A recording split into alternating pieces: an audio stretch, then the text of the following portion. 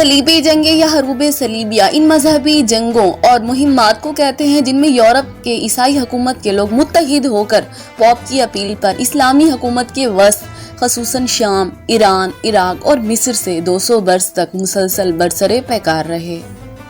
پہلی صلیبی جنگ 1096 عیسوی سے 12092 عیسوی تک رہی، جس کا ظاہری مقصد مقامات مقدسہ یعنی بیت المقدس کو مسلمانوں کے قبضے سے چھیننا تھا، لیکن اس کا ایک اہم اور پوشیدہ مقصد سرزمین فلسطین اور اسلامی مشرق وسطی پر قبضہ کر کے تمام دولت و ثروت کو اپنے مذموم مقاصد کے لیے استعمال میں لانا تھا۔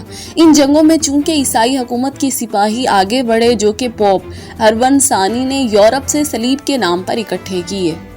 عیسائی لوگ صلیب کو جنگی علم کے طور پر استعمال کرتے، اسی مناسبت سے ان جنگوں کا نام صلیبی جنگیں تھا، اور ان جنگوں میں شریک ہونے والے لوگوں کو صلیبی جنگجو کا نام دیا گیا۔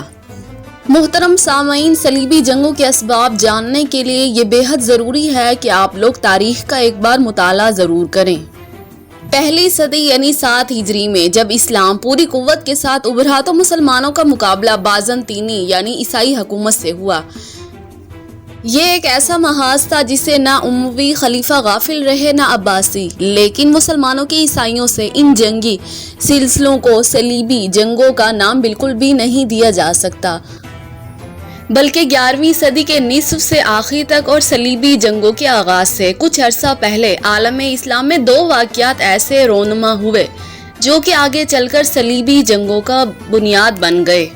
جبکہ مسلمانوں سے دشمنی کی دوسری بڑی وجہ یہ تھی کہ پوری دنیا پر عیسائی چاہتے تھے کہ حکمرانی کریں، جبکہ یہودیوں کا ماننا تھا کہ وہ حکمرانی کریں۔ یہ دونوں قوتیں خود کو دنیا کا حاکم سمجھتی تھیں۔ بعض روایات کے مطابق یہ بیان کیا جاتا ہے کہ رب العزت نے 70,000 سے زیادہ انبیاء کرام بنی اسرائیل میں مبعوث کیے، جبکہ حضور صلی اللہ علیہ وآلہ وسلم حضرت اسماعیل کی اولاد میں سے تھے، اور حضور کے آنے کے بعد پہلی تمام شریعتیں اور ان کے قوانین منسوخ ہو گئے۔ جبکہ دوسری جانب عیسائی بادشاہوں نے اپنے وقت کے بڑے بڑے علماء کرام کو سخت اذیت دے کر ان سے اپنی مرضی کے قوانین جاری کرا دیے، جن میں زنا، بدکاری، چوری، ڈاکہ زنی اور دوسری ہر قسم کی اخلاقی جسمانی برائی کو مذہبی رسومات کے طور پر منوایا گیا۔ یہی وجہ ہے جن کی بنا پر یہودی اور عیسائی یہ چاہتے تھے کہ مسلمان خصوصاً دین اسلام کو ختم کر دیا جائے اور پوری دنیا کا کنٹرول یہی دونوں طاقتیں سنبھال لیں۔ سب سے پہلے بغداد پر سلجوق ترکوں کا غلبہ تھا، اور وقت گزرنے کے ساتھ ساتھ ان کی یہ طاقت اس قدر بڑھ گئی کہ 1070 عیسوی میں انہوں نے مصر کے فاطمی جو کہ راسخی شیعہ تھے ان سے شام چھین لیا۔ فاطمیوں کو اس بات کا سخت دکھ ہوا۔ یہاں پر فاطمی وزیر افضل بن بدر الجمالی نے سلجوق ترکوں کے خلاف صلیبیوں سے ساز باز کر لی۔ دوسرا یہ کہ 1071 عیسوی میں سلجوق ترکوں نے بازنطینیوں کو ایشیائے کوچک میں ایسی خوفناک شکست دی کہ بازنطینی حکومت بالکل متزلزل ہو گئی، اور وہاں کے بادشاہ نے پوپ سے مسلمانوں کے خلاف مدد کی اپیل کر دی۔ ناظرین، یہی وہ واقعات ہیں جو کہ صلیبی جنگوں کا سبب بنے۔ لہٰذا مغربی اور مشرقی عیسائیوں کی وحدت کو برقرار رکھنے اور پاپائیت کے اقتدار کو بچانے کے لیے ان کے لیے یہ ضروری تھا کہ وہ مسلمانوں کے خلاف مل کر جنگ کریں۔ انہی جنگوں کی بدولت مغربی عیسائیت مشرقی عیسائیت سے آ ملی۔ اگرچہ ان دونوں میں بہت تاریخی عداوتیں تھیں، لیکن وہ تمام لوگ اسلام کے خلاف متحد ہو گئے۔ مغربی عیسائی بیت المقدس کو اپنی ملکیت سمجھتے، انہیں مسلمانوں کا وجود برداشت نہیں ہوتا۔ وہ لوگ جب بھی بیت المقدس کی زیارت کے لیے آتے لوگوں کا قتل عام کر دیتے۔ نیز وہ لوگ دین اسلام کے خلاف بہت ہی نازیبا زبان استعمال کرنے لگے، اور وہ عیسائی ہر وہ کام کرنے لگے جس سے جنگ اور فساد کو ہوا ملے۔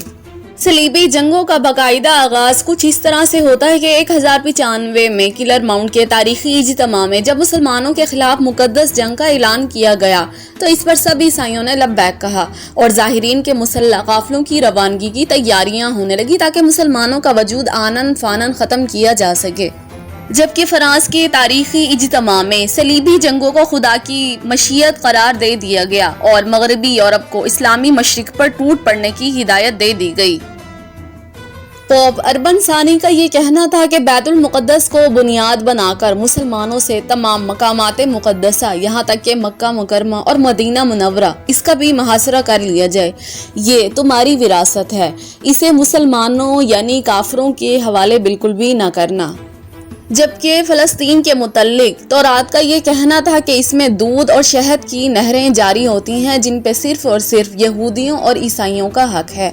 चुनाचा 1096 ईस्वी में पहला सलीबी हमला हुआ, जबकि दूसरी सलीबी जंग 11,047 ईस्वी से 11,049 ईस्वी तक हुई। तीसरी सलीबी जंग 11,078 से 11,092 ईस्वी तक हुई और ये सबसे बड़ी तीसरी और अहम जंग थी। जबकि चौथी सलीबी जंग के बारे में तारीख ये बयान करती है कि ये 1202 से 1204 में हुई, लेकिन इसमें ईसाई और यहूदी आपस में लड़ पड़े और कुस्तुनतुनिया जो कि मौजूदा दौर का इस्तांबुल है, इस पर ईसाइयों ने कब्जा कर लिया।